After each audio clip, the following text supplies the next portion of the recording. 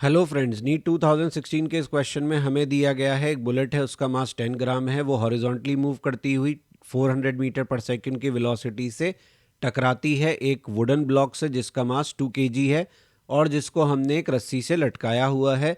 यहाँ पे light inextensible string दी गई है जिसका लेंथ 5 मीटर है।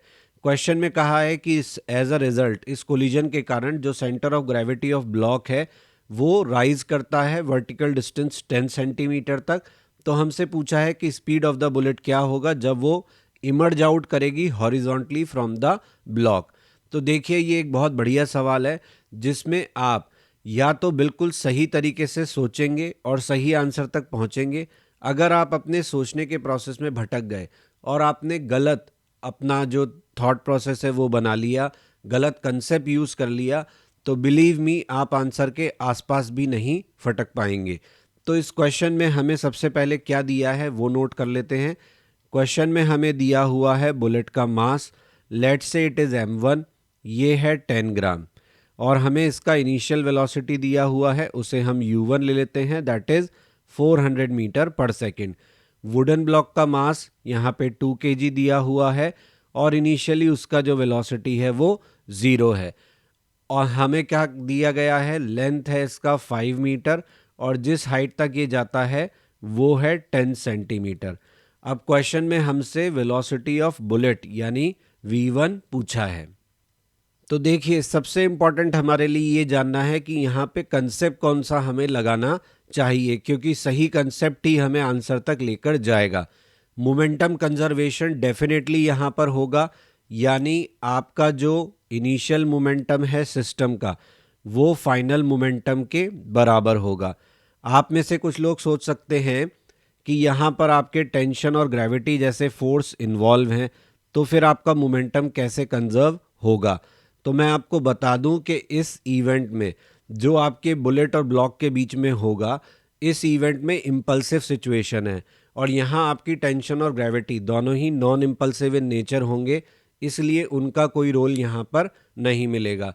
अब कुछ लोग सोच सकते हैं कि टक्कर के बाद ये जो ब्लॉक है ये आपका सर्कुलर आर्क की फॉर्म में मूव करेगा, टेंशन हमेशा वेलोसिटी के परपेंडिकुलर होगा, तो वर्क डन बाय टेंशन 0 हो गया। तो यहाँ पे केवल और केवल कंजर्वेटिव फोर्सेस का वर्क डन है, तो हम मैकेनिकल एनर्जी कंजर्व कर सकते हैं। बट ये रॉन्ग थॉट है, इसको बिल्कुल हटा दीजिए। क्यों? क्योंकि इस कोलिजन के इवेंट में आपके कुछ लॉसेस भी होंगे, जैसे कि साउंड, वाइब्रेशन, हीट। जब ये टक्कर होगी तो आपके टक्कर की आवाज़ भी होगी, वाइब्रेशन भी होंगे, हीट भी प्रोड्यूस होगा, तो आपकी एनर्जी जो है वो कंजर्व नहीं रहेगी। तो हम यहाँ पे मैकेनिकल एनर्जी कंजर्वेशन नहीं लगा सकते। हाँ, हम एक फॉर्मूला लगा सकते हैं जो मोशन अंडर ग्रेविटी से हम पढ़ते हैं, और वो क्या है कि अगर कोई बॉडी h हाइट तक जाती है तो उसका वेलोसिटी होना चाहिए √2gh। तो हम सेकंड ब्लॉक के लिए इस फॉर्मूले को काम में लेंगे। तो इसका मतलब ये हुआ कि क्या हमारा जो ब्लॉक है उस पर लगने वाली टेंशन से कोई फर्क नहीं है, तो यहाँ मोशन अंडर ग्रेविटी आप बिल्कुल आराम से लगा सकते हैं, क्योंकि इनिशियल और फाइनल पोजीशन ऑफ ब्लॉक जब आप लगाएंगे तो वहाँ वर्क डन बाय टेंशन 0 है। तो आप यहाँ पे बड़े आराम से लिख सकते हैं लाइक मोशन अंडर ग्रेविटी कि आपका ब्लॉक जो है वो 10 सेंटीमीटर की हाइट तक गया। इसका मतलब ये हुआ कि आपका जो ब्लॉक है उसकी वेलोसिटी इतनी रही होगी।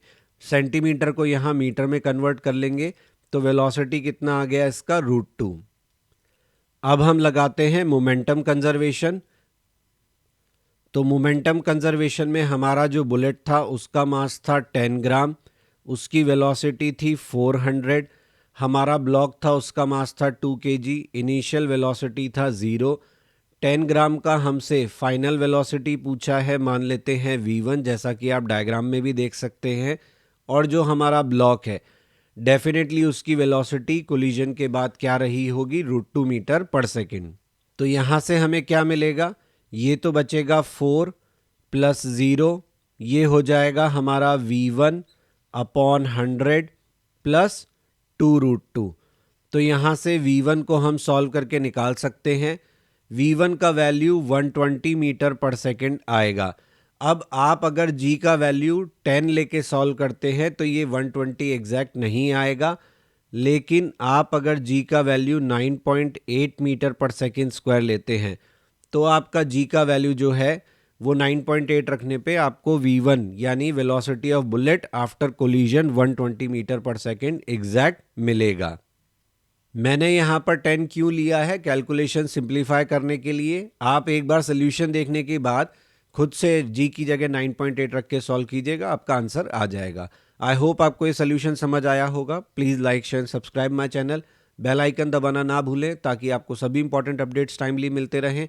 टेक्स्ट सोल्यूशन के लिए, मेरे क्वेश्चंस के सभी स्टेप्स देखने के लिए, ट्विस्टेड क्वेश्चंस के सोल्यूशन के लिए आप मेरे ब्लॉग को विजिट कर सकते हैं। सजेशंस के लिए मुझे मेल कर सकते हैं। टिप्स ऑफ द डे के लिए फेसबुक पेज और इंस्टा पे ज्वाइन कर सकते हैं।